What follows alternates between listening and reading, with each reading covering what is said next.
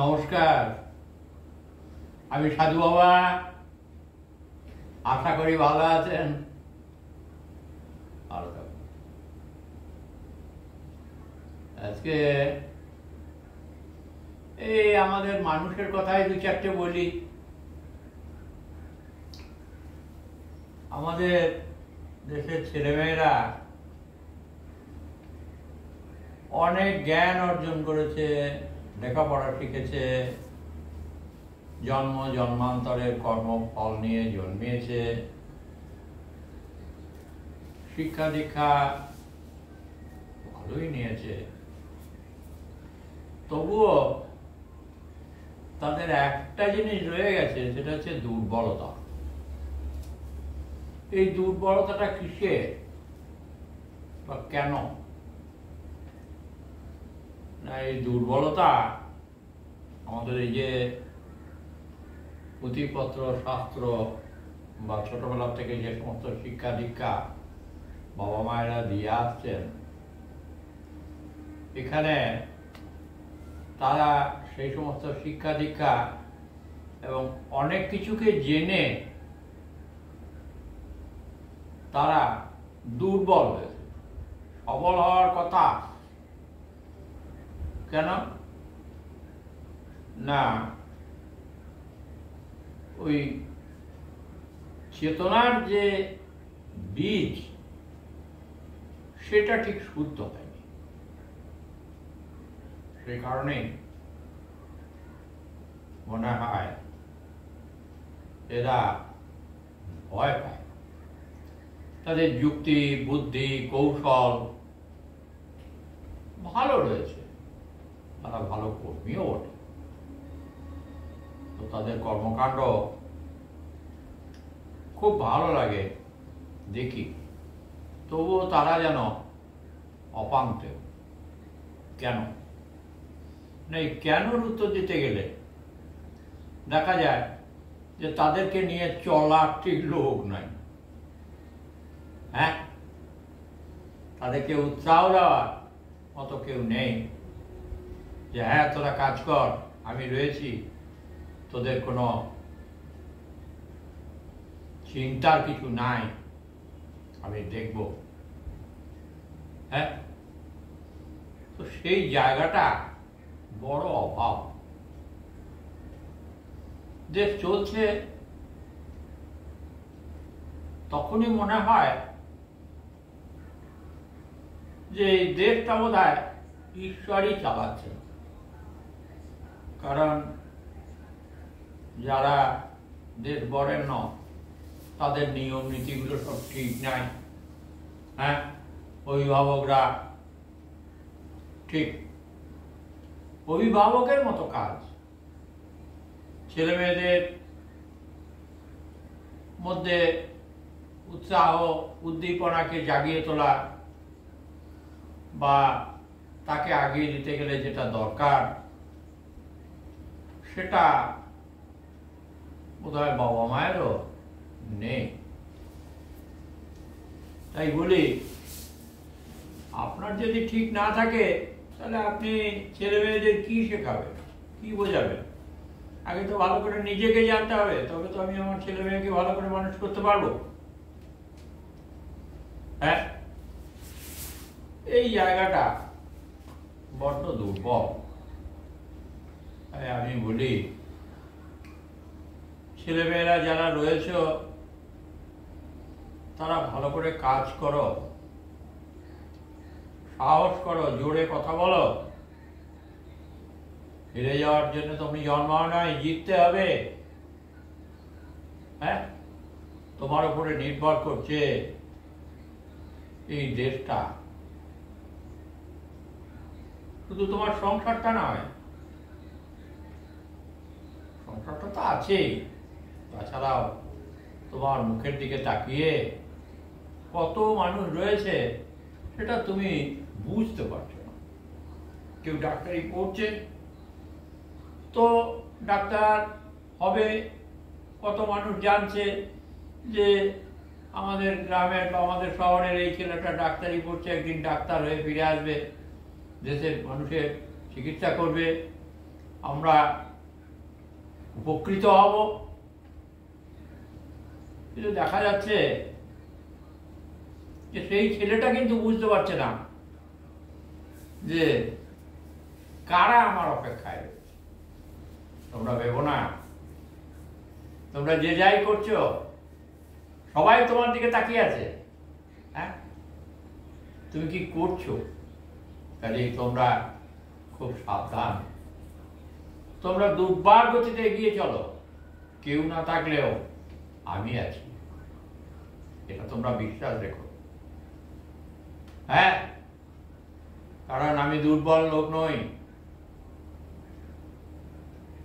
মনের দিক থেকে, যে দিক থেকেই বলো, সাহস দেওয়ার মতো, শক্তি যোগানোর মতো ক্ষমতা এই সাধু বাবার রয়েছে। কাজেই সর্বশক্তিমান যে ঈশ্বর, যাকে আমি প্রতিনিয়ত স্মরণ করি, পূজা পাঠ করি, ভালোবাসি, সেই জগৎজননী মা, যাকে তোমরা এই ভিডিওতে দেখতে পাচ্ছ, তিনি আমার সঙ্গে আছেন। আমার পূর্ণ বিশ্বাস আছে, আর সেই বিশ্বাসের জোরে আমি বেঁচে আছি, খাচ্ছি, খাওয়াচ্ছি, খাওয়াবো। তোমাদের প্রত্যেককে কাজ করতে হবে, তোমাদেরকে বড় হতে হবে, সুন্দর হতে হবে, চেতনা থাকতে হবে। একটা কথা আছে না, সেই কবে ছোটবেলায় পড়েছিলাম, আমার আজও মনে আছে, আমাদের দেশে হবে সেই ছেলে কবে, কথায় না বড় হয়ে কাজে বড় হবে, মুখে হাসি মুখে বলতে যে ভরা মন, মানুষ হইতে হবে এই যার পণ, বিপদ আসিলে কাছের ভগবান, নাই কি শরীরে তব রক্ত মাংস প্রাণ, হাত পা সবারই আছে, মিছে কেন ভয়, চেতনা রয়েছে যার সে কি পড়ে রয়। তাহলে তোমরা কেন হেরে যাবে? কেন না? তোমার চেতনা আছে, জ্ঞান আছে, বিবেক আছে, বুদ্ধি আছে, ভালো একটা সুন্দর মন আছে। হ্যাঁ, তোমরা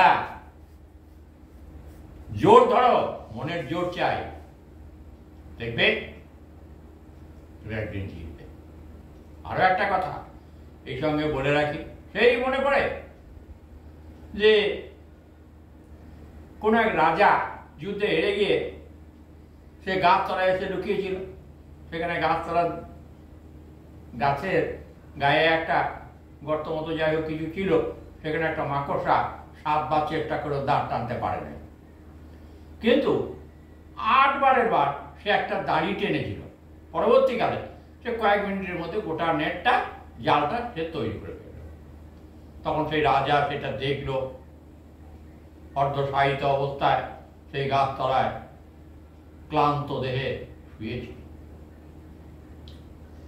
তো সেটা দেখে তার চেতনা এলো যে একটা সামান্য ক্ষুদ্র মাকড়সা, তারা তো জ্ঞান নাই, বুদ্ধি নাই, কিছুই নাই, অথচ সেই 7 বার চেষ্টা করার পর 8 বারের বার একটা দাঁড়ি টানলো এবং কয়েক মিনিটের মধ্যে সেই জালটাকে বুনে ফেলল। আসলে আমি মানুষ, আমার বিবেক আছে, আমার জ্ঞান আছে, আমার বুদ্ধি আছে, আমার কৌশল জানা আছে, আমার অস্ত্রবিদ্যা জানা আছে, তাহলে আমি কেন জিততে পারবো না? আমি জিতবই জিতবো। হ্যাঁ, তারপর সেখান থেকে ধর্মড়ি উঠে পড়ল। হ্যাঁ, তারপর সে আবার সৈন্য সংগ্রহ করলো, আবার যুদ্ধ ঘোষণা করলো, যুদ্ধ করলো, সেবার সে জিতে গেল। তোমরাও ঠিক তেমনি করে ধৈর্য, সহ্য, জ্ঞান, বুদ্ধি, বিবেক, ভদ্রতা, সভ্যতা, স্বাধীনতা, এগুলোকে সঙ্গে রয়েছে। এত ভালো ভালো অস্ত্র আছে তোমাদের সঙ্গে, আর তোমরা হেরে যাবে? শ্রদ্ধা, ভক্তি, এগুলো কি অস্ত্র নয়? এগুলো বেঁচে থাকার, নিজেকে রক্ষা করার মতো বড় বড় অস্ত্র। এর থেকে আর বড় অস্ত্র কিছু হয় না। হ্যাঁ হ্যাঁ, দয়া, মায়া, স্নেহ, প্রেম, ভালোবাসা যাদের মধ্যে আছে তাদেরকে সবাই ভক্তি করে, সবাই তাদেরকে ভালোবাসে, সবাই তাকে মানে। তারপরেও তোমাদের উচ্চ শিক্ষা আছে। হ্যাঁ, তাহলে তোমরা কেন হারবে গো? তোমাদের হারার কোনো উপায় নেই, আমি রয়েছি। হ্যাঁ, তোমরা একসঙ্গে লেগে পড়ো কাজ করতে। হ্যাঁ, এই যুগে আরো একটা কিছু আছে, সেটা কি বলতো? সংঘ শক্তি। হ্যাঁ, সংঘ শক্তির দরকার আছে।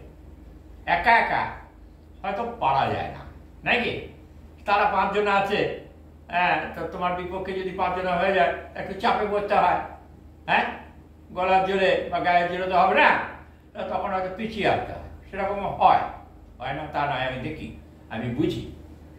হ্যাঁ, তা এখন সেই জায়গাটায় কি করবে? সেই জায়গায় তুমি কি পিছিয়ে পালিয়ে আসবে?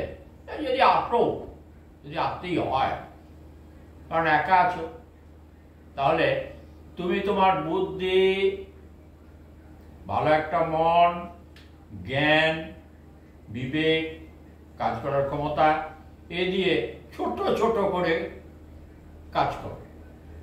হ্যাঁ, যাও কিছু করো, তাহলে কি হবে? তোমার কর্মকাণ্ডটা যেন মানুষ দেখবে, আর মানুষ দেখলে তোমার কর্মকাণ্ড দেখে খুশি হবে, তাহলে তোমার লোকবলটা বাড়বে। হ্যাঁ, তোমার নিজেরও ভালো লাগবে। তারপর যেদিন তোমার লোকবল বেড়ে যাবে, সেদিন তুমি অনেক বড় বড় কাজ করবে।